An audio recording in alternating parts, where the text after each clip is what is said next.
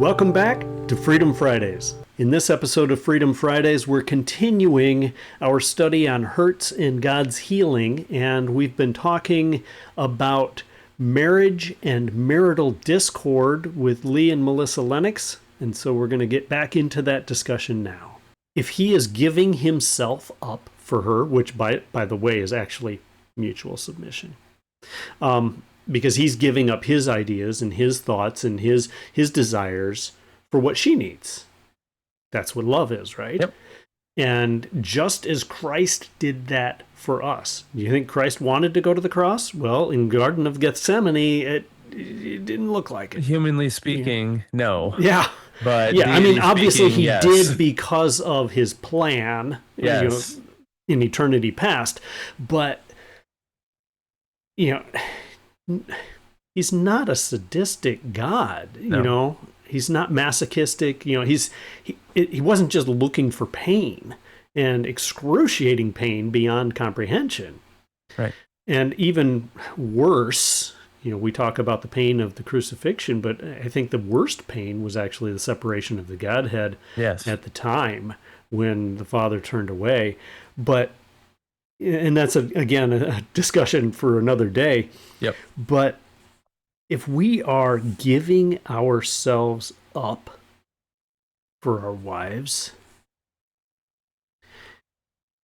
then, wow, the implications are so huge in this. Well, that sorry. Go ahead. I was just thinking through, like, if with understanding God's design being that one flesh, we look at 29. Because, as you said, we stop short of, just as Christ, or for the wives, as unto the Lord. But if we look at, so husbands ought to love their wives, or love their own wives as their own bodies. God's design. For no one ever hated his own flesh. And we all know that's true. We're pretty bad to the extent that we'll serve, as humans, we'll serve our own flesh to the extent that it literally kill us at sometimes. But no one ever hated their own flesh, but nourishes and cherishes it just as Christ also does the church. And so that's where we bring God's design of that unity, that one flesh. Yes, we are two separate people. Yes, we have two separate souls. I mean, individuals, like, we're not conjoined here, but when we're talking about in that marriage bond, I'm good, because I'm glad because you would be related otherwise then. Right. Yeah, but very expensive surgery to do that, and not quite what God had in mind. But the idea here is that we are one body, and I cannot, even though my flesh tells me to, and I listen to it sometimes, I cannot forget that fact. Well, I think that's exactly what he's talking about in verse 28 when he says, so husbands ought to love their own wives as their own bodies. Not just because you take care of your body, but because she is your body. Yep. Absolutely. You are taking care of yourself by taking care of her. Yep. Just another passage popped into my mind, and I'm trying to find it real quick. And then he does reference, while you're finding that, he does reference in verse 31, for this very reason, they become one flesh. It's so many things in marriage could be alleviated if we just realized that the main focus of this passage, so many difficult things in this could be alleviated if we just realized that this is giving each other up for each other. One. Yes. The wife submitting to the husband, yep, as she would to the Lord. Yep. Yeah. I mean, if you submit to Jesus, if you submit to the Father, you should submit to your husband. Oh yeah. And I don't know why people view that as such a weak thing for a woman. Like, a woman cannot be strong, intelligent, capable, and submit themselves under their husband. Like, somehow the world has made that seem like a bad thing. And I know that eras past, men did abuse and misuse wives, In years but past. it's still happening today, but not to the extent. But again, as First Peter talks about the wife being the weaker vessel, and they bulk against that and say, I'm not weak. But in a sense, so we were created specifically to be a helpmeet, to raise Mm. children, to care for the home, and the husband is nurturing us. And I don't think that the American culture has fully understood the impact that working a full-time job, doing all of these things has done to the woman's body. Yeah. The Now, I would suggest it's not just American culture, but the current American feministic culture. yes, or yes, any feministic culture from yeah, ever. One but of the there's this, goals of feminism originally was to destroy the nuclear family. Yep. yes, and we see that, and it's awful because so many more health issues are coming out because the woman is not where God designed her to be, Yep. doing what Mm. God designed her to do. Yep. And so we see all of these health issues. But then there's also the spiritual side that bulks against that weaker vessel mentality of saying, I am strong and powerful and hear me roar, blah, blah, blah. And none of that, there is Mm. beauty in submitting ourselves and trusting and saying, he's going to listen to my advice because he loves me. But at the end of the day, he's going to make a decision. And I can't tell you how many countless women we have counseled that have said, I just wanted my husband to decide, Mm. Mm. just wanted him to step up and be the leader that I Mm. needed from him. Yep. Women really want Yeah. that, but we may sinfully reject it. And that is part of the curse. And that is part of that curse that we're fighting It against. is. But there is such beauty and comfort Yep. in trusting our spouse to care for the family and love. And like you said, we see the description of a weaker vessel as a negative thing. Yeah. And we pull up our own cultural connotations to that, and what does that mean? Weaker does not mean less valuable. Yeah. No, or that they're weak, like not strong and strong individuals. So that's not the context either. Well, physically, I mean, They're reality here. This is why we fight against men and women's sports. right. Because they are physically weaker. And, there are some other aspects where women, because they are more compassionate, Mm-hmm. because they care more, are willing to compromise some things for someone else. That, 1 Timothy 2, that's why 1 Timothy 3, that we've got pastors that are supposed to be men and not women, because the woman was deceived, not the man. The man was just stupid. Mm-hmm. So Not there's a doing positive thing about not Ephesians being that 5. weaker one. You're yeah. But when I see that passage, and I think is that in 1 Peter 3 where he's talking about the weaker vessel. Yeah. And when I look at that passage, I think of, like vessels you would use in eating. And so, plates and bowls and pots and things of those nature. Sure. She's not clay and him iron. He might be iron, but she's fine china. Yep. Absolutely. I So usually it's use a not vase, that but the yeah. weaker is a bad thing. It's you treat this woman like she's to be cherished. Yep. Precious. Yes, precious. Yeah. So yeah, you're absolutely right, Melissa. The world tricks us into thinking that somehow it's a lesser status Yep. when it's actually, I could argue, it's a more valued status. It's a much more comforting status to be able to say, I have someone that's watching out for me. Yeah. You know, just as a child of Christ, I have someone that's protecting me and watching out for me and has my best interest. My husband has the best interest of me and my children.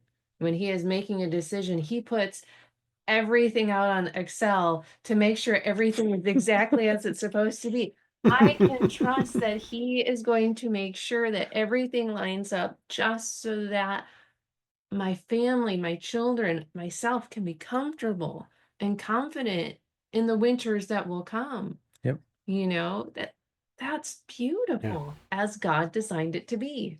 Yep. And this brings it back to, some of our unmarried couples.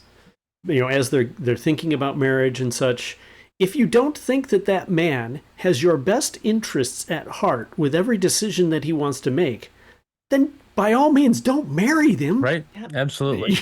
What are you Absolutely. thinking? I don't care how good looking he is or how buff he is. If he doesn't have your best interests at heart, Yep. find someone who does. Exactly. Yes. Absolutely. And if he does have your best interests at heart, then what's the big deal about, letting him make that decision? Right. Well, and I'm not gonna like trying to speak negative against women in this because I don't want to get slapped. But Well, there's other reasons. I know I'll know get you slapped guys better than anyways. that. But the idea is when we really, again, considering if God has designed that relationship for the husband to be the provider, the protector, to be Christ in, obviously as example, I can never be Christ, but you understand. Right. And I am striving to do that with every ability that God has given me. It's wrong then for her to be overly worried or concerned. It's well, I'll use It shows the lack of word faith or trust in God who designed it this way and is working in me to do that. Now, I'm not saying that I always make the best choices or lead the family in the best directions, because I don't. But in striving to do that, that is my responsibility. And as long as I am doing that, it does make it easier, yes. But any like pushback or the extra fear would be out of place. I'll put it that way. Well, and realizing it almost sounds vindictive or vengeful, but if he makes the wrong decision, that he's accountable to God for that. Yes, I am. Not her. Yep. Absolutely. So Absolutely. Trust God that he's going to do this. Right. And we talk about the husband being the protector, and that's definitely a role that God has given to men, is to be a protectors. Yep. But that protector goes so much more than physically. It absolutely. definitely includes physically. Yes. That's why he's made us stronger. He's made us, and yes, I understand there are women that are stronger than me, but the strongest woman and the strongest man got in a fight, it wouldn't even be close. Right. So he's made us to be these protectors, but he's not only made us to be these physical protectors, which we are. Yes. But also, we're supposed to protect her heart. We're supposed to protect her spiritually. Yes, absolutely. He talks about in Ephesians 5 again, he gave himself up for her so that he might sanctify her, having cleansed her by the washing of water with the word, that he might present to himself the church in all her glory, having no spot or wrinkle or any such thing, but that she would be holy and blameless. Now, ultimately, this is Christ's doing. Yep. And it's his job. But as representatives of Christ in the family, this is also our job. Yes. To present our wives spotless, blameless, holy before God. Because I think when we stand before Christ, he's going to say, what did you do to make this woman more godly? Absolutely. Or at least that Absolutely. expectation is going to be there. Yes. And that's where, I mean, husbands, we carry the responsibility to disciple our wives. Absolutely. And I Yeah. think one of the bigger issues in this definitely topics for another day, but there isn't a whole lot of husbands discipling wives in their relationships. There isn't a lot of discipling going on at all. Right. Husbands, Well, wives, I'm even going parents, to children, the guys church, not whatever. being spiritually where they need to be, and the wives being essentially the spiritual leader. I mean, that was for us. I had only been Yeah. saved for like a year, and I'm just like grasping at straws to start to try and catch up to somebody who's been in church since she was 6 months old. And Yeah. I'm like, I don't know how to lead the family spiritually because I don't even know how to live it myself. Yeah. And Yeah. so that was an area we actually really struggled with for quite a while. Yeah.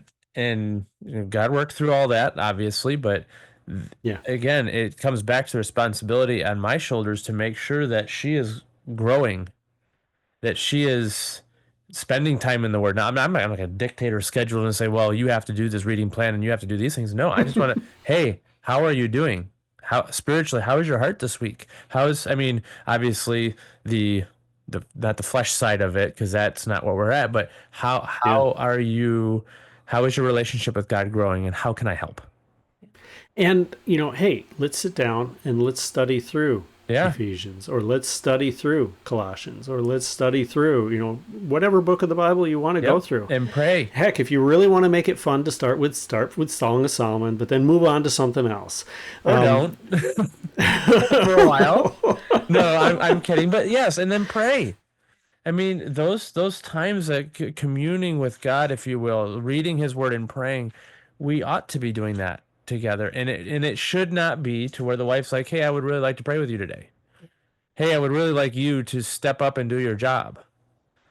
If it Yeah. was any other job in the world that we have, Yeah. we don't want our bosses riding us like that. Not that you'd be the boss or anything like that. I'm just saying we would not want that.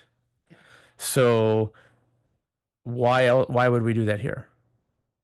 And realizing from both sides, and then, if he's not doing that, communicating is important, but then also grace. Yes. Yes. Yep. Lots of And, from both More than I sides, deserve. grace. When she doesn't do her role and she falls short, and you communicate, you're working on it, show grace. When he doesn't lead like he's supposed to lead, and he's not doing his role, and you communicate about it, and you're working on it, show him grace. Yep.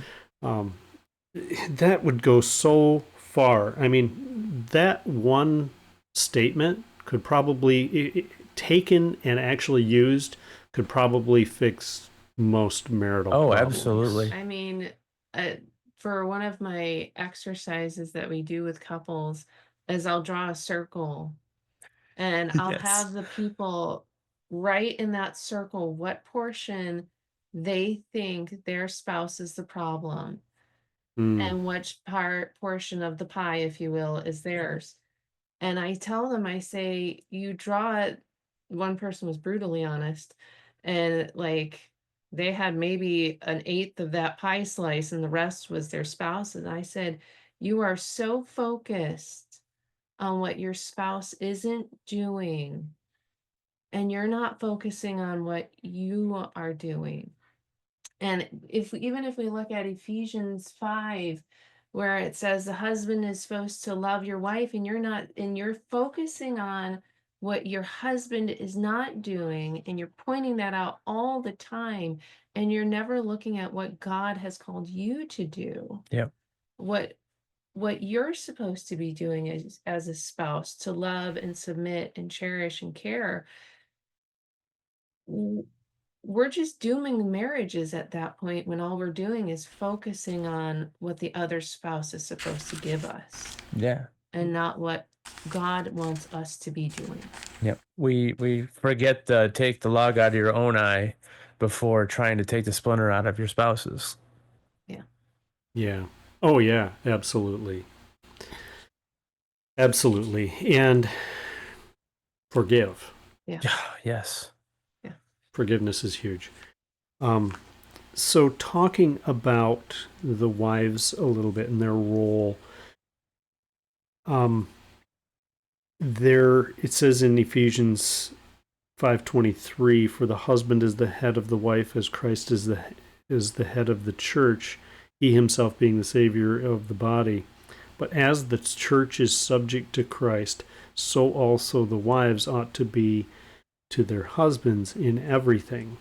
And our culture of feminism, not femininity, those two cannot be confused because they're No. vastly different. Yep. Femininity is wonderful. It's God designed. It's amazing. Beautiful. Yep. Feminism is an affront to women and trying to destroy them. And honestly, we could go back to the history of feminism and find out that the reason is so that they can have more women in the workforce, destroy the family, and have more taxes. It's just disgusting. Yes. But wives being subject to their husbands, again, ideally, the husband is putting his wife first as well, and so that makes it so much more easy to do that. However, like you mentioned, Melissa, back in the fall in Genesis 3, that's why we have these slip-ups and we don't do it, right? And then when we look at what does that look like, Peter does a good job of describing this, I think, in 1 Peter 3, when he says, in the same way, you wives, be subject to your own husbands, so that even if any of them are disobedient to the word. Oh, yes. He doesn't just say unbelievers. He says if they're disobedient to the word. So if they're not doing their part, but you're doing your part, they may be won over without a word by the behavior of their wives as they observe your pure and respectful behavior. Sometimes we don't see the fact that you are actually doing your part as so strong that it will slap them in the face. Yep. And you don't have to do it. Thank you for tuning in. Next week, we will continue this discussion on marriage and marital discord on Freedom Fridays.